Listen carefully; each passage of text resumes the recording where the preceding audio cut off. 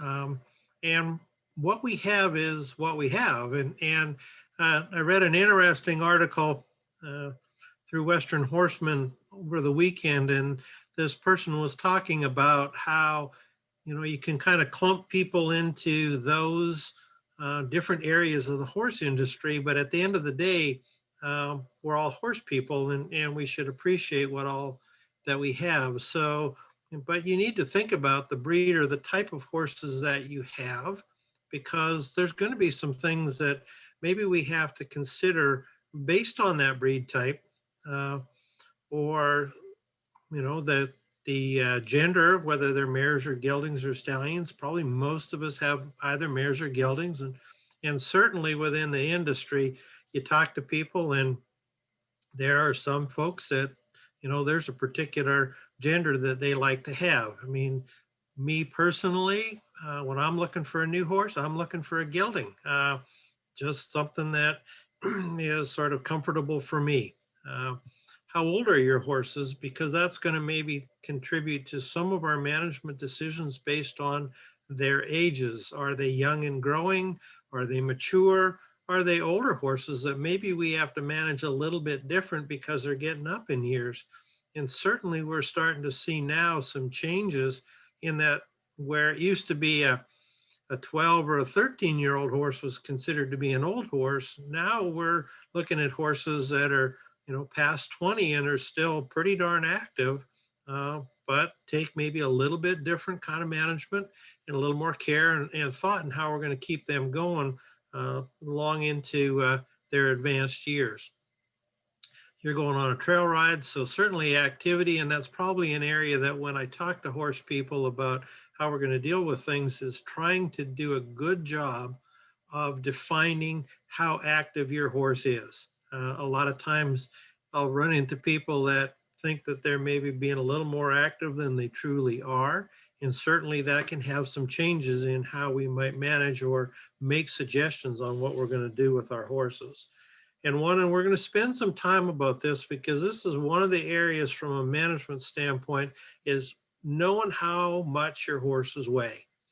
Um, I learned this the hard way. I remember asking people when they wanted some help with their feeding programs, and how big are your horses?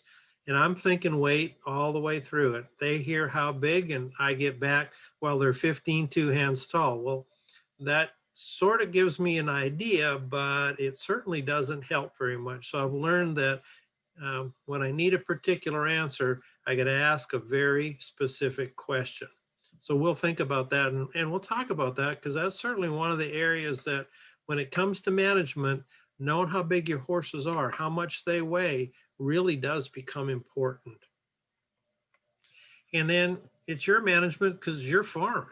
Uh, and what you are able to do is based on what resources you have available to you. So the kind of horse housing you have. Maybe you have a barn with stalls in it, maybe not.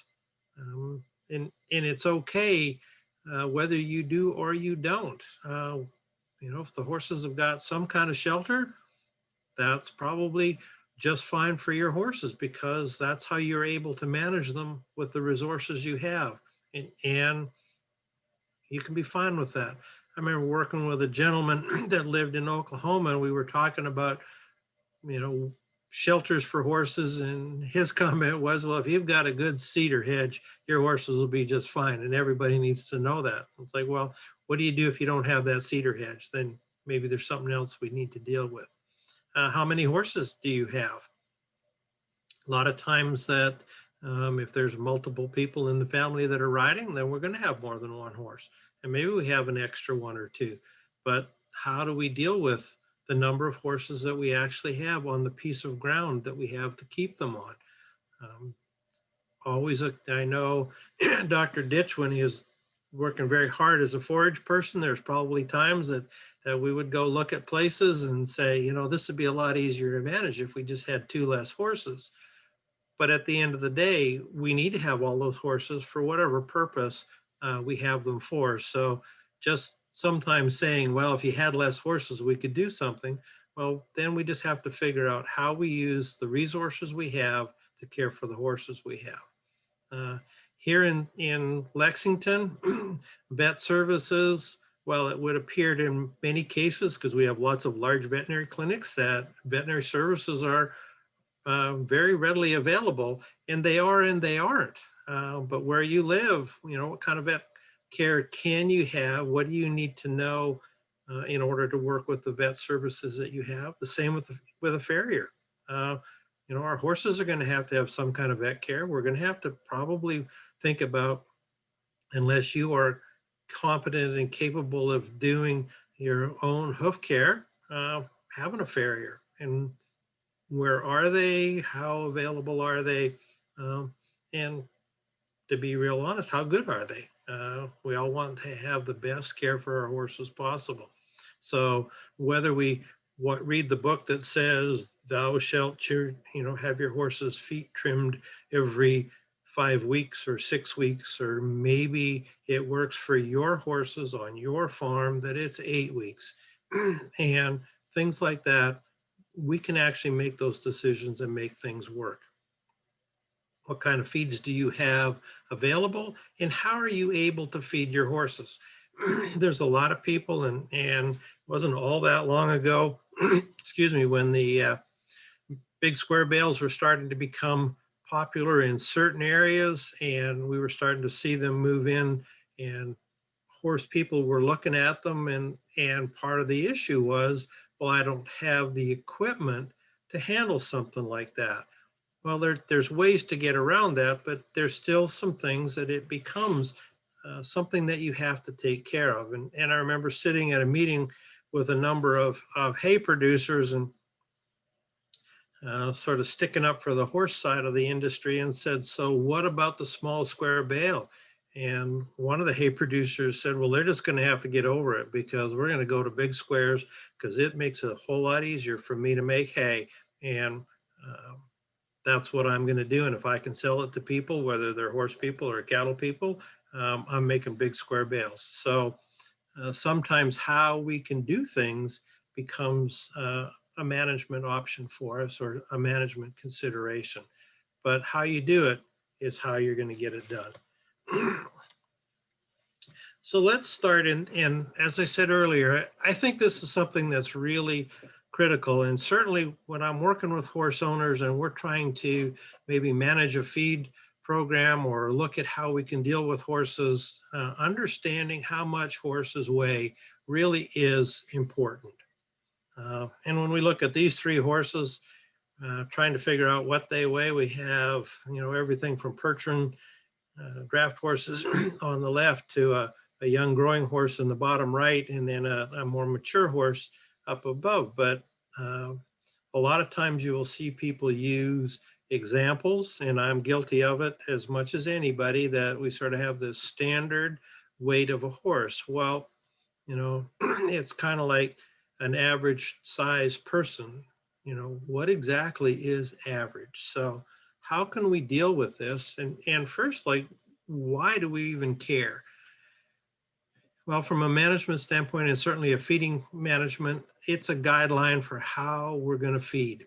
It's going to be the guideline that I'm going to use if I'm working with you to develop a feeding program, to estimate the nutrient requirements of the horses that you have. So I do need to know that. And it can be very helpful for you. And by the same token, if you're trying to manage your feed inventory, if somebody says, well, you can just feed them 2% of their body weight per day. Well, if you don't know what their body weight is, how do you know how much that is per day? And then how do I carry that forward to develop an inventory? So it can become very important. If we have to medicate horses for whatever reason, even as simple as deworming. Most of the deworming medications are based on a body weight.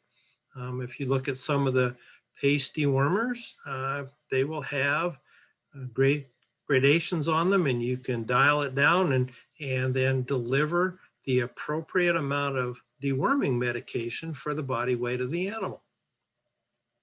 And because we're starting to see issues with resistance and other things, and very few, if any, new deworming medications coming on the market, we need to be very judicious in how we use this so we get the job done that is required. And then if we track body weight, it's one of the ways to sort of monitor your management.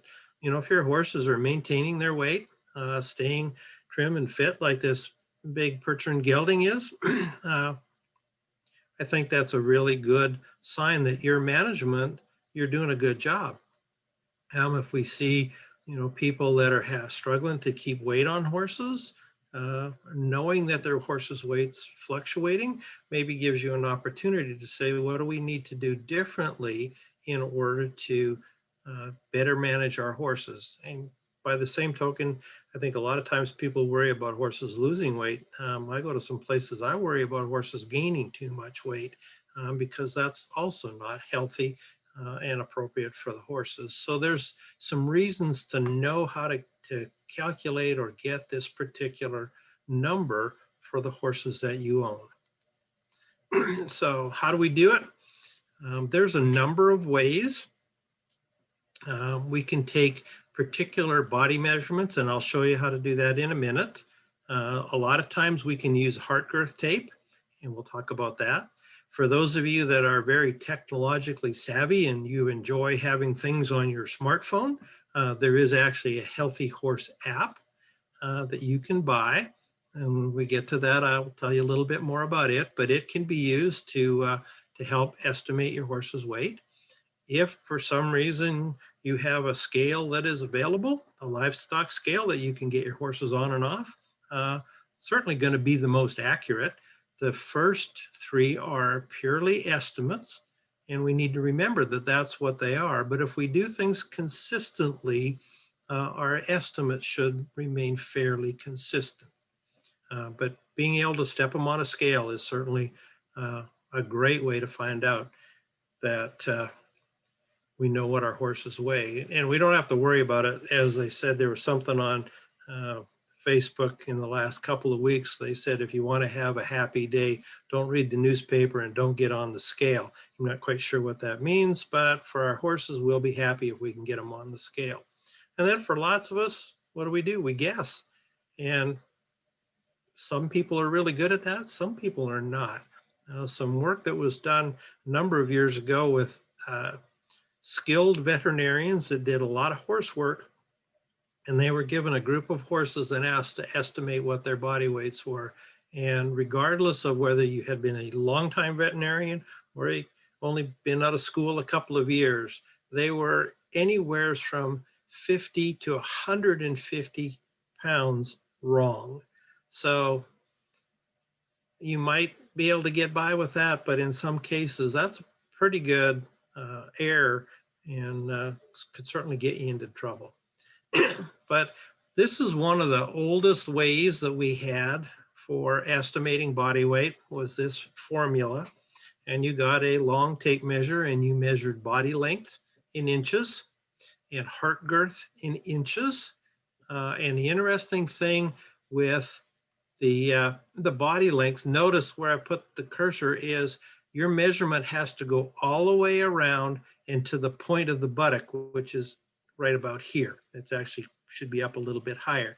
But instead of just going to the edge, like here, you had to wrap it around to get to the point where that gave you the body length that was used to generate this particular formula. There's been some additions to this formula and some modifications where they use a different number at the bottom to divide by based on the type of horse, but this is generally the one that is used. And if you follow and measure in the same places all the time, it will give you at least a reasonable estimate of what your horse weighs in pounds.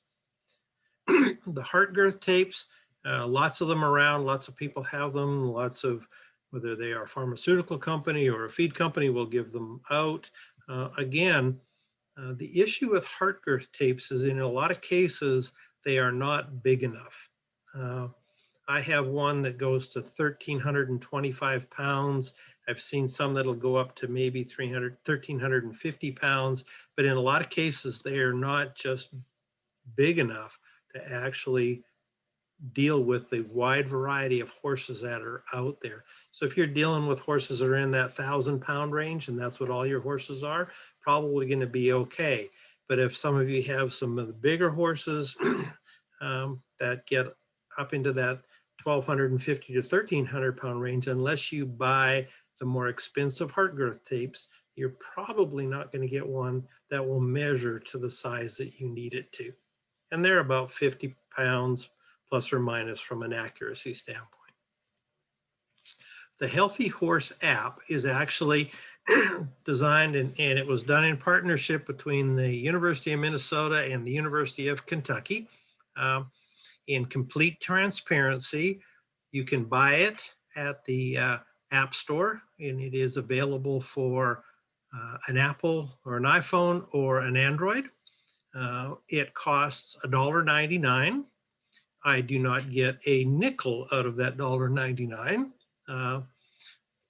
As it turns out, neither does the University of Minnesota. Actually, they might get a dime, but by the time you pay all of the the amount you have to pay to the Apple Store and Android Store and do all those other things, there's not very much left over. But this is a unique way of estimating body weight. And what it does is it'll actually estimate the horse's body weight today, but it will also do a second calculation, which it will estimate your horse's ideal body weight. Not unlike when we go to the doctor's office and they do our BMI and they tell us that, we're not quite in the right range. I always tell my doctor that it's not that I weigh too much, is that I'm just not tall enough. But we can do that. But if you look on this schematic of this horse, there are the places that you have to measure. So instead of it just being heart girth and body length, we now have included wither height. We have heart girth. We have a different style of body length. And instead of it being the wraparound to the point of the buttock, we actually went to perpendicular to that part. So it's just a straight line from perpendicular from the point of the shoulder to perpendicular to the point of the buttock. And we did it that way in order to try to reduce some of the variation within breeds that you see because of conformation. And we thought it might be a lot easier for horse owners to do it that way. And then we also took neck circumference, and this is midway from the pole to the third or the highest point of the withers. So it's pretty easy to figure out where they are. You need to get a seamstress's tape measure, get one of the ones that's 120 inches long. They come in white, pink, and yellow. I have yellow ones. And then you put it into your phone. You get the app on your phone and you just enter all of these. The other thing that it does allow is you can select which set of formulas you want to use based on the kind of horse that you have. So currently we have 8 different horse types in there.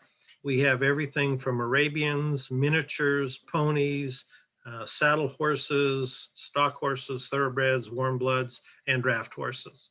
And we measured a lot of horses to get the data so that the formulas are very specific to the type of horse. And one of the things that we have seen every now and then, we did some thoroughbreds one year, and we had a thoroughbred that looked very much like a warm blood, did not really look like a thoroughbred, was big and stout. So we actually used the warm blood equations when we measured the horse. And the equation came out that the estimated body weight was 1,327 pounds and the horse was 1,320 pounds on the scale. So we felt pretty comfortable about the fact that we've had a lot of horses go into this to be able to come up with this. And that makes it a little more unique than some of those other ones because we tried to get as many horses into this database as we possibly could. We do have mountain horses, mountain saddle horses.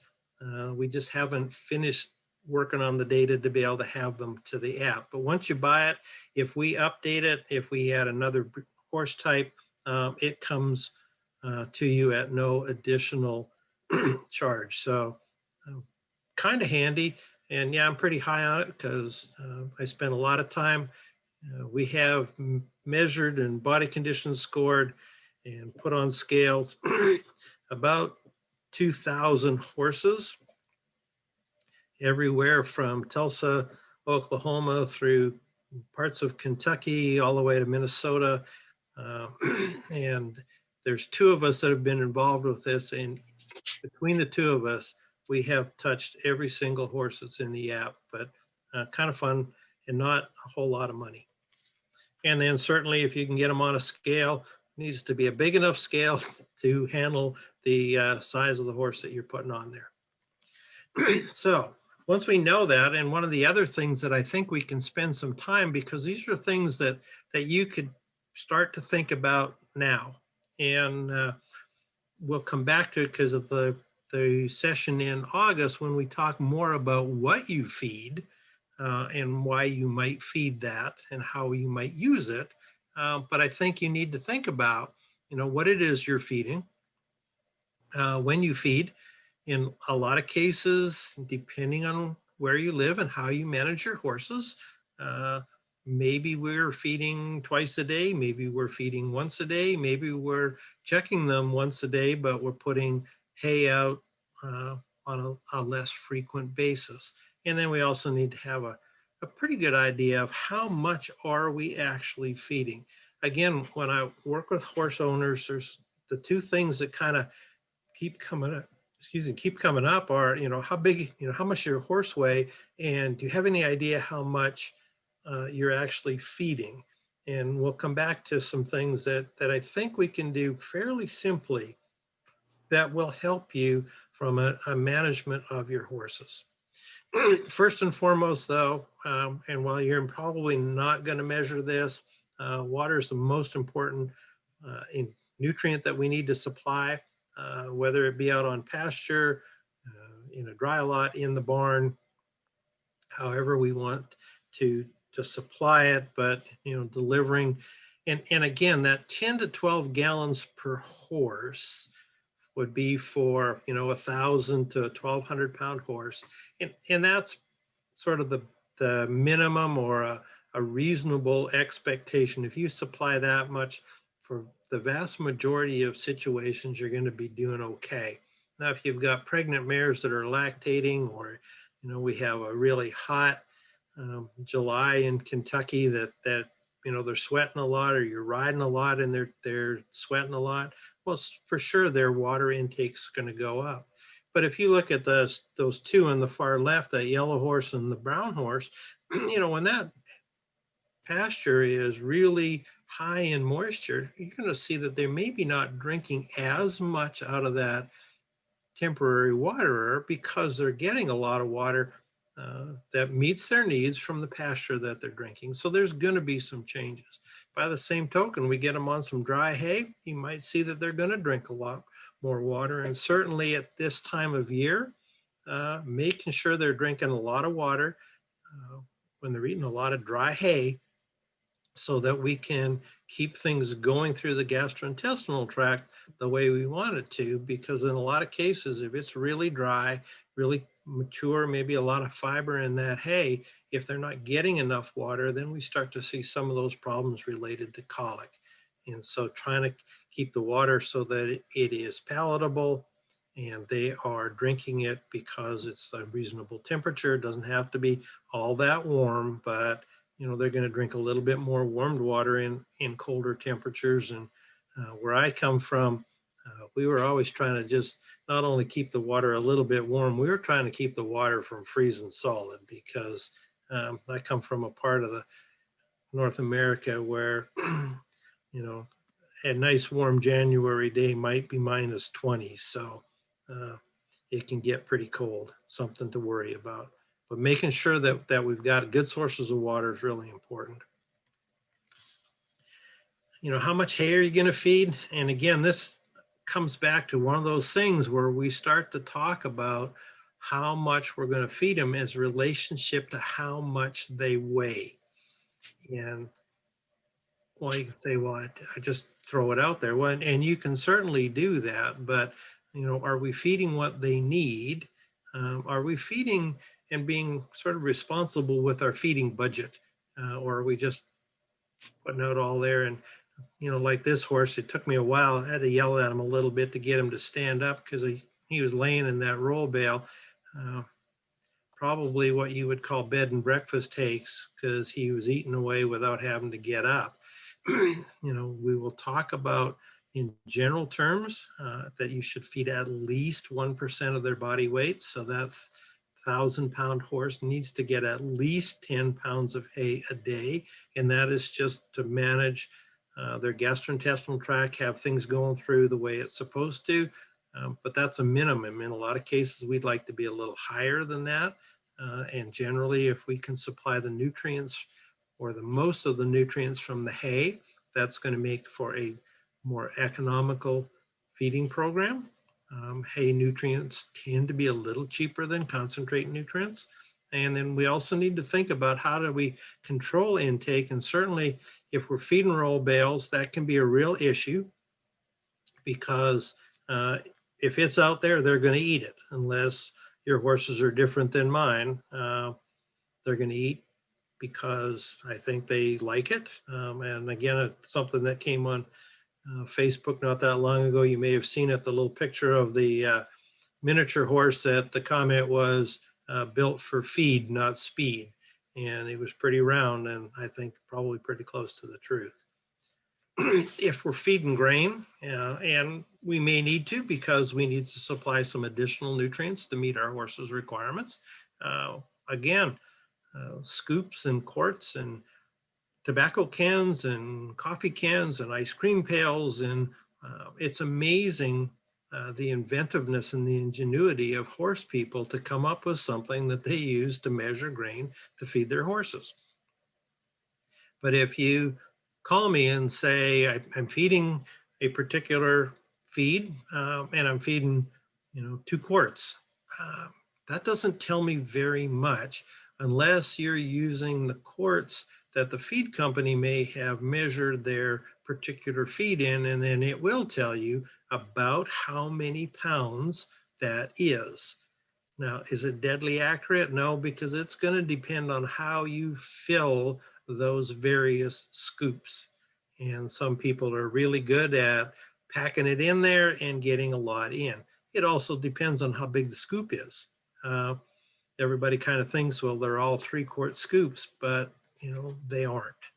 You could look at this. So we've got our scoop on the blue side, which is probably a little closer to some of the 3-quart scoops that you buy at the Tractor Supply or other farm supply stores. So that's about 2 pounds of a textured feed.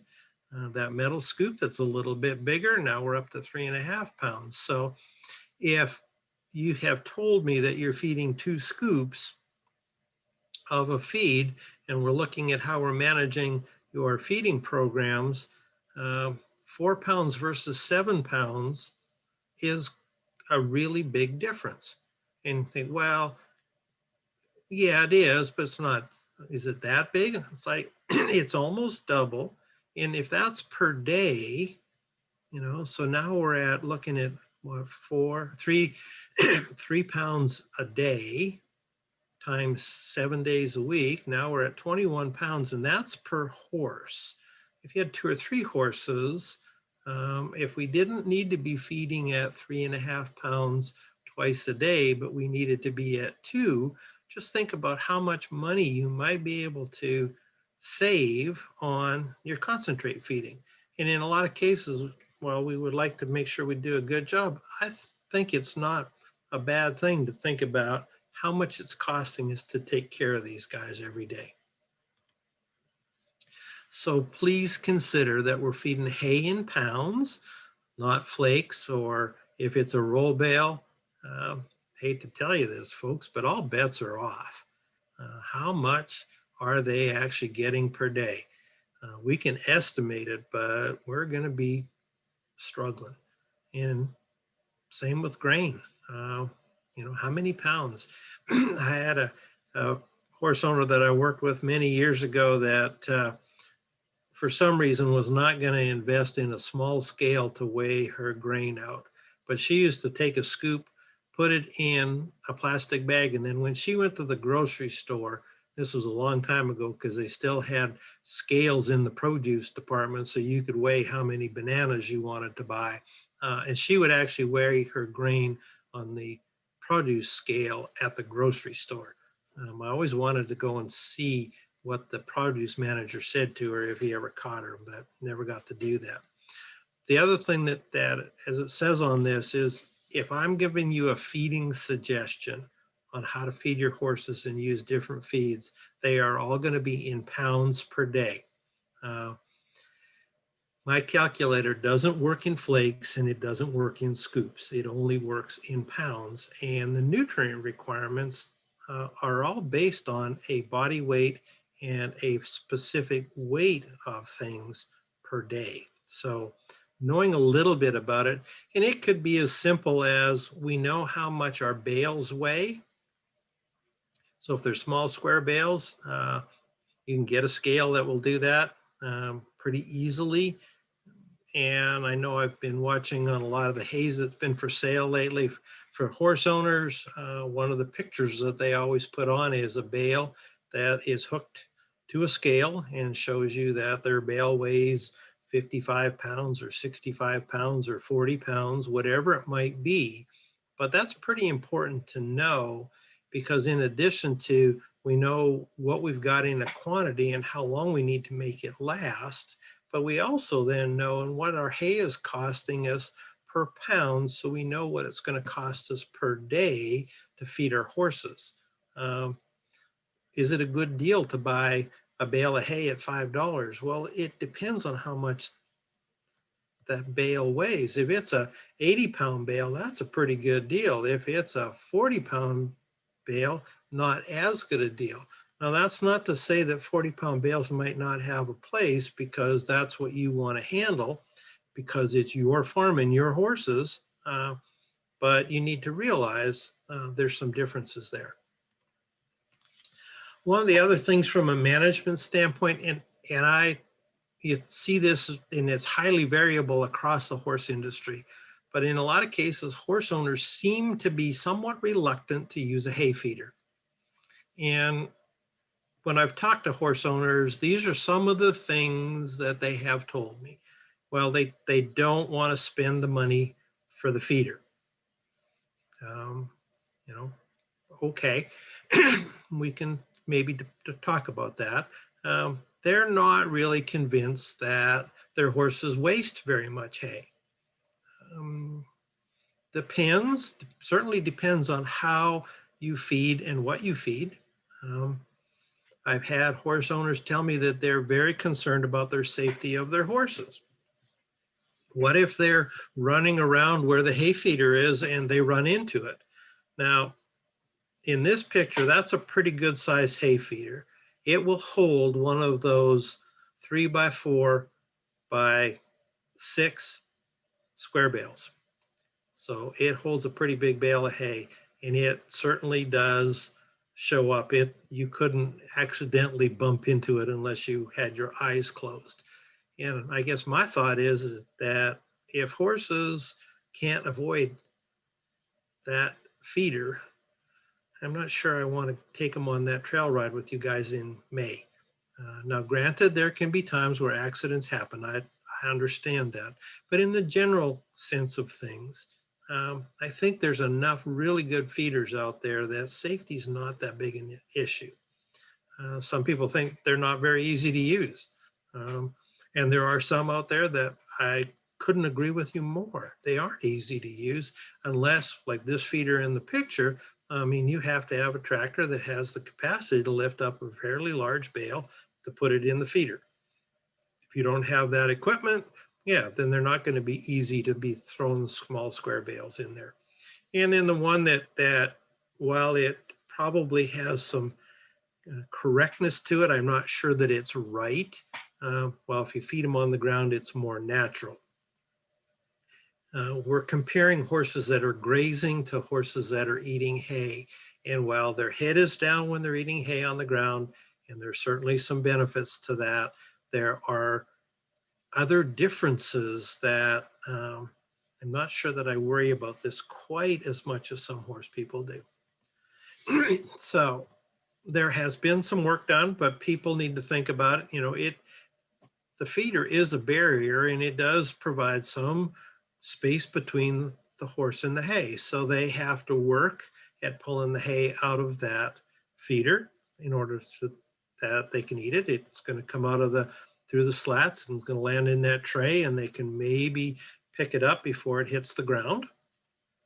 Certainly there's some opportunity to protect the hay depending on the kind of feeder that you use. Uh, this particular one with those bales in there, the horses had to work pretty hard to get the hay out. So there wasn't sort of this gluttony kind of hay intake. And in fact, they do reduce waste. And we'll come to why that's important in a second. So not a lot of research in this. The top and the bottom one, Golden and Martinson, that's research looking at roll bales and a much higher wastage. Part of that is a limit to the amount of control. And this was the amount of waste that they measured when there was no feeder. Grev, and then my work, 13 and 20%, those were with small square bales and bale feeders designed for those. And they also had some limit on the amount of hay that was put out. So they weren't like you could get with a roll bale. It's going to be pretty much free choice. When you're putting it in a square bale feeder, you can actually kind of control how much hay goes out there. And that will help to reduce some of the waste. But this is some work that was done. Dr. Martinson did this in Minnesota. Kind of hard to read because it is pretty small, but you look at all of the different feeders and nothing was zero. I think that's something that we need to remember. And a lot of times people say, well, I bought that one hay feeder you talked about at that meeting at Breathitt County and there's still hay on the ground. It's like, yeah, nothing's perfect. So there's going to be some, and typically in that, but if we could get it to 10% or less, I think we're doing a pretty good job. It would be nice to be better than that, but, and maybe we could, depending on the way we feed our horses and what our hay supply looks like. If it's big bales versus small square bales, I think we can probably reduce some of the waste because we reduce how much we're putting out there. And then you look at it, and some of these, they were expensive feeders. Took a little while to get the payback. 20 months, that's a pretty long payback. And I think that was just a straight payback with no inclusion for any interest on their money. Here's one. Didn't take a month to pay that back. It's a great big hay net. You may have seen them. They're big enough to hold a round bale. The thing that goes with those is they strongly recommend that you don't feed or don't use those without putting them in some kind of a feeder, because if the bale collapses and the horses start walking on it, if they happen to be shod, fairly big concern about horses getting their feet caught in that hay net on the ground. Would be no different than a hay net that we might hang up in a stall. I mean, we're all told that you need to hang it up high enough so that they can't get their feet in it once the hay is and the hay net starts to collapse because it's empty. But I decided we should kind of take a look at this and put it into more of a terms that maybe could help us make a decision. So if we had a roll bale that weighed 900 pounds and all these numbers I picked out of the air, and I'm buying that roll bale or those roll bales for $45 a roll. You might be sitting there saying, oh, did he get taken? You can get them cheaper than that. I know that. I'm not using a feeder. And so based on the research, I know that my waste could be as high as 50%. If I do use a feeder, I could maybe cut that down to about 10%. And that data from Minnesota suggested that. I'm going to feed for 100 days of hay, and I'm going to feed 20 pounds of hay per horse per day. And this is all purely for an example. So if I have that 50% waste, so that 900 pounds now becomes 450 pounds of feed. That's all I got left. And at $45, that hay now costs me 10 cents per pound of hay, or $2 a day, and $200 for that 100-day feeding period for each horse that I'm feeding that way. So if we look in this picture, there are 5 horses there. Yep. So that's $1,000. If I use a feeder and I reduce my waste to 10%, now I've got 810 pounds to feed. And my hay only cost me 5.5 cents per pound. And now my cost per day is $1.10 and $110 for that 100 days. So a significant reduction. And if we take it one step further, so just as a summary slide, so we've got $200 a horse versus $110 a horse. What do you think you could do with $90 per horse over that 100 days? So if we've got these 5 horses here, I mean, so we could save $450. If I buy a hay feeder that costs $650, I almost have it paid for in that first 100 days. And the beauty of when I pay for that hay feeder, and let's say I can save enough in that first year to pay for my hay feeder, next year you own the hay feeder. And so the savings next year is yours. And I think that's something that, maybe it's different for some of you, but horses are not inexpensive. And so if I can do something, if I can manage them in a way that I can reduce my costs of my time spent with horses and my enjoyment with horses, I think I want to be able to do that. Some other management ideas that we can think about, try to group your horses if you can. Again, the book will say they should be grouped by sort of age and gender and all those sorts of things. And that's true. But if you can't do that, it doesn't mean that anything negative. I mean, there are some suggestions in some of the literature that you shouldn't run mares and geldings together. If you have one nice pasture and you have one mare and one gelding, my guess is you're going to run them together. And they will probably figure it out. You may have some horses in the group that are a little more aggressive and a little bossier, and you might have to control them in some way or other because they're not letting other horses eat. They're eating too much, so they're gaining in body weight and getting very large, whereas the other ones are losing body weight and not staying as large as you'd like them to. So you may have to make some management decisions by sorting off horses at feeding time relative to level of aggressiveness. But that also can be one of those things that, and you'll see people talk about when they're putting hay out on the ground, is that if you've got 5 horses, you put out 6 or 8 or 10 piles of hay, and you watch the horses as they go round and round like on a merry-go-round. And in some cases, a significant portion of that hay gets trampled into the ground. So not only have we struggled to feed our horses, but we've probably contributed to some wastage. Trying to feed to meet requirements. So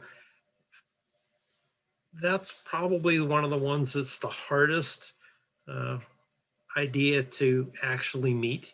particularly if you've got horses outside.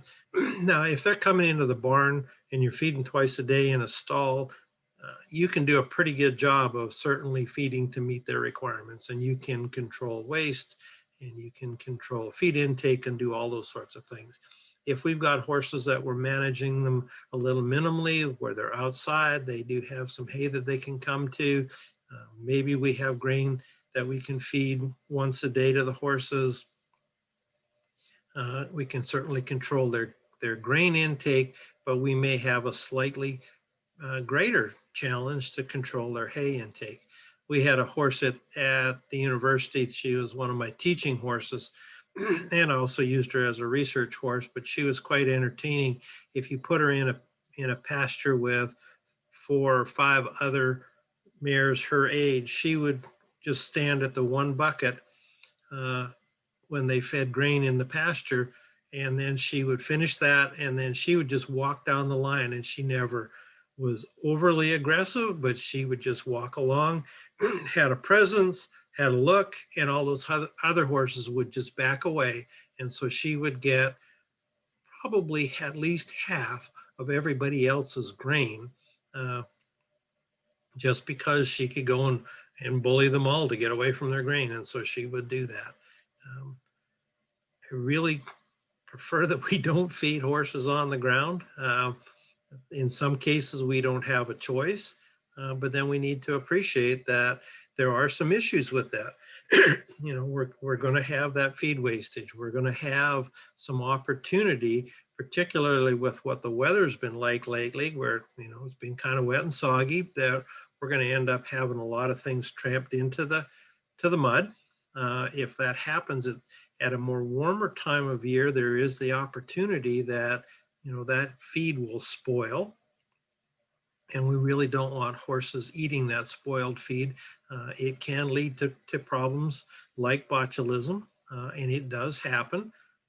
And that's not a very happy time for your horse. So keeping things up off the ground and kind of keeping things cleaned up really can be a benefit in not only just the saving of feed, but certainly in the health of the horses that we're feeding. From a healthcare, and we're not going to spend very much time on this, but what kind of vaccination program do you need to have your horses on? That's where, if you do have an opportunity to visit with a veterinarian and sort of set something up, and it should be set up that it reflects your farm, your horses. Certainly there are core vaccines, Eastern and Western encephalomyelitis, West Nile, rabies, tetanus. Those don't sort of stay outside of the confines of the fence that goes around your farm. They can move in and out pretty easily. So it's probably worth following that core vaccination program for those and following it the way it's designed so that you do, in fact, get good value for your vaccination dollars.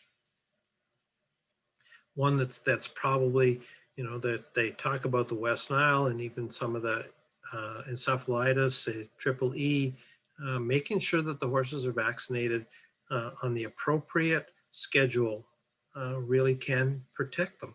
Now, no vaccination program is 100%. We can wish, but no. Rabies is pretty good. Tetanus is pretty good. The other ones are probably in that, 95% effective, which is pretty good.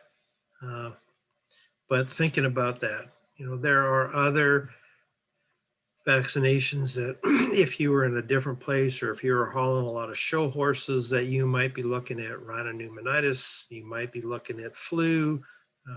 There may be some discussion, but if your horses don't go very far, you may be able to set up a program that really does just meet the needs of your farm, your horses. And I think that's really important.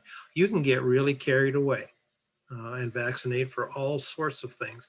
But if your horse isn't going to come in contact or isn't at risk, I would have a serious conversation with your veterinarian to find out whether you really need to do that or not. Deworming programs, we're changing we're learning more. We're trying to be better at making sure that we can control the various internal parasites that horses get.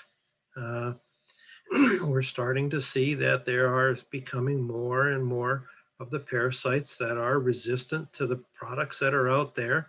And the worst of it is we're not seeing any new products.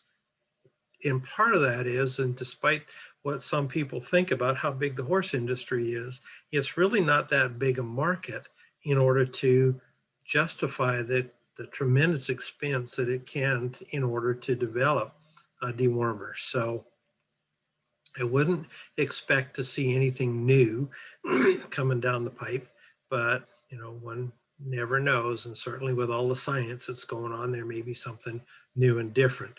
Uh, some dental care. I think if you have somebody that can do that, it's worth checking on on your horse's teeth and making sure that they're able to eat properly and not having any problems. Um, I had got a horse for our equestrian team, and we had the dentist there to look at him. And he made some comment to me, and he said, "So, how often do you look at your horse's teeth?" It's like, "What do you mean?" He said, "Well, how often?" I said, "Well, I kind of notice his teeth when I put the bridle on." And he said, "Yeah, but do you look at both sides?" And I said, "No, I don't. Should I?" And he said, "Well, come and look at this." And this horse was missing two incisors. They were gone. Just had where they went, nobody knows. It's a 7-year-old horse. He should have had a full set of incisors, but two were gone.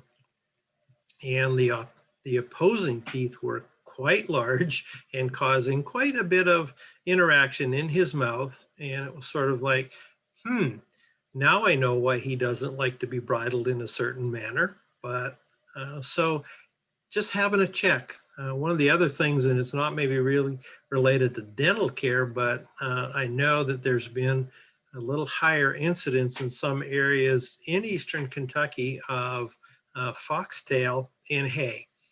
And foxtail will do a very nice job of causing ulcers in your horse's mouth, and they can be really challenging to deal with. So you want to make sure that you kind of look and be checking hay for things like that that can really cause some uh, challenging times for your horses. And if those, some of the ulcers that you'll see right at the front of the horse's mouth around his incisor teeth, so it would be like right in here, those ones are kind of easy and you could probably deal with it. But the ones that might be way back here, um, they're hard to see and they're really hard to treat. And you will find that horses will have a hard time eating because it's not very comfortable. Those ulcers really do cause a great deal of discomfort. So something to think about, that every now and then, if it looks like they're dropping food or they're salivating a lot or they're not maybe acting the way they normally do, uh, quietly and carefully maybe have a look inside to see if there's not something going on. And we're going to talk about first aid in February with Dr. Camargo, but I think it's something, being able to take temperature, pulse, and respiration is something that as horse owners, we should be able to do. And we should have an idea of what it's like and if it's something that would be within normal ranges. So, temperature is going to be, just less than 100. Pulses or their heart rate's going to be, around 30, could be up to 38, almost 40. Respirations are going to be in that 8 to 12 range unless you've just finished riding them, and then it might be a little bit higher. But if you go down and for some reason you have to take a horse's temperature and it's 103, you need to know that that's something that you need to think about. And we'll talk more about that in February. Hoof care, one of those things that, as they say, no hoof, no horse. Being able to make sure that they can be trimmed and if they need to be shod, that it can be done by somebody that is competent at what they're doing. We can sort of learn how to trim. I have decided in my career in the horse industry, this is not something that I'm very good at. I'm actually not any good at it at all. If I have to, I can pull a shoe. If I have to, I can deal with a crack on a unshod foot. But I really do like having a competent person come and do my horse's feet. Um, Unfortunately, it's not an inexpensive activity, but having a horse that can't move because he's lame and it's in his feet uh, really doesn't make it all that much fun to have him around. And so we can think about how we're going to move forward, how we're going to manage. And there's certainly a lot of other areas of management that we could delve into that would take us much longer, but we could look at things like, how are we controlling mud? I think now is probably a good time to plan for mud control because you know where it is. And you can start thinking about how do I want to make some adjustments and make some management decisions to control mud potentially around where I feed the horses. Certainly we see lots around gates, uh, and maybe not get too carried away, but I think if we actually have a plan for a lot of these things going forward, that makes it a lot easier to deal with it when we have to, rather than trying to deal with something now. We can sort of maybe cover it up a little bit so that we can get in and out easily or with less difficulty, but realize that when it's wet, this is not the time to be digging it out and trying to put rock down and fabric and take care of that. But it's a good time to really scope out where we need to do those things, and so that when it does become a time and the weather is cooperating and we can actually get in and do it, that we can be much more effective and actually get something done that will last a good long time. So if I'm buying hay feeders, or if I'm going to have a hay feeder, I would like to have it, excuse me, on a like a high traffic pad, so I can give the horses a place to get up out of the mud, be in a reasonably dry place, and certainly be able to control my hay loss and just be able to keep things so that it's an easy place to have our horses and make their life a little more comfortable and certainly make ours more comfortable. So with that, we've spent a very rapid hour, uh, and I don't know if I can get the, oh, we've got questions in the chat. Ha. You want me to help you read some of those, Dr. Coleman? Well, I've got the first three, and the small bales, I know two or three haymakers that have a wonderful business because they design their bale size for their customers. And I think that is fantastic. That it's really because the size of the bale is immaterial. Knowing how big it is what's most important. And one of my friends that makes hay used to say, I make them at, as the question came in, that a smaller bale, he made 40-pound bales. And I asked him that in the size, and he said, I have two customers that's exactly what fits in their wheelbarrow. And they buy my hay out, I get it sold, and I think that's great. So that is really important. That it becomes a management decision. We did a research project a number of years ago, and my hay bales weighed more than my graduate student. So the bad news for that was the major professor had to do all the hay hauling because uh, I mean, they just outweighed her, and I could just see her inadvertently getting a hand stuck in a twine and coming out of the loft, and that would not have been a good situation. So, yeah, I think that you buy what you need, but that becomes a management decision. And if you feed hay all year round, if you think about how some of those savings can add up over 100 days, just think what they might look like for 365 days. And the fact that we do have lots of scenarios that feed hay year round. My horse lives at a place, he gets hay every day. Um, he gets grass when I have time to let him graze on the lawn after I ride him while I'm cooling him out. And that's what he gets for grass. So, yeah, hay is important. And if you think about that, somebody asked about our Tennessee walking horses on the app. Um, we didn't get very many of them. You could try the saddle horse um, designation, and that might be close. There are, we did get some walking horses with one of our colleagues that came from Alabama. So there are walking horses in that one, but I would use the saddle horse designation, and I think that's the one that'll work. I'm just checking my app to just see. That's probably the best one.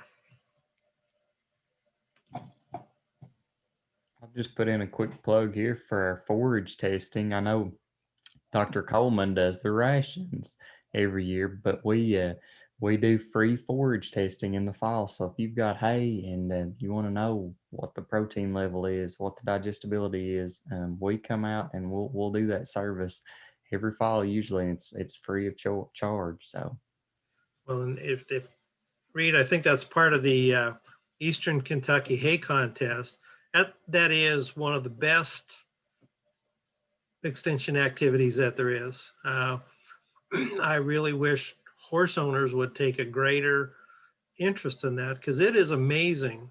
Um, Somebody always says, "Well, I want to know how good it is or how." No, you just want to know what it is. It's not about. I mean, certainly it's great if you grow the hay and you get to win the contest. I mean, we all like that. I mean, if we're going to be in competition, I don't know about you, but I'm not there to be second. But from a hay testing standpoint, if you know what you have, uh, and I know when I look at them, I might make a comment that this would appear to be slightly more mature um, because the numbers that I get off your hay analysis are good numbers. Um, and that gives me something to go on rather than trying to guess what it might be. Because again, as Reed commented about the numbers that you get, so you know what the digestibility is, you know what the protein is, the fact that we're using the service out of Princeton at our research station down there, we're getting a lot more numbers. So there's a lot of information that we can really make nice decisions, great management decisions on how to best use that. So if you need to go buy feed, let's buy the one that we need, not uh, just buy one. And if we need 2 scoops, if we need that 4 pounds, well, let's feed that 4 pounds, and it makes everything work out. And then you have horses that are getting what they need.